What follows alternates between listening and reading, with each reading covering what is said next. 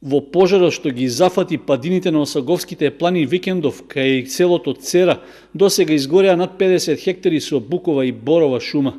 Пожарникарите од територијалната противпожарна единица од Кочани трет ден се наоѓаат на терен, но немоќни се во локализирањето на пожарот поради непристапноста на теренот, а силниот ветер и сувата вегетација дополнително помагаат огнот брзо да се шири.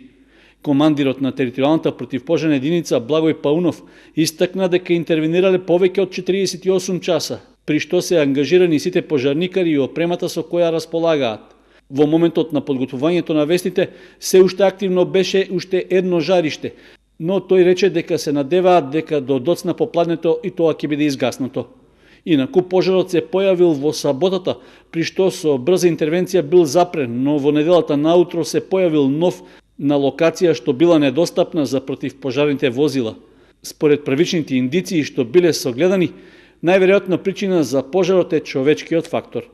Инаку претходната ноќ заседаваше и општинскиот кризен штаб со представници на Дирекцијата за заштита и спасување, Центарот за управување со кризи, територијалната противпожарна единица, полициската станица, комуналното предпријатие Водовод, шумското стопанство Согово и од локалната самоуправа, при што беше изготвен план за дејствување во текот на денот.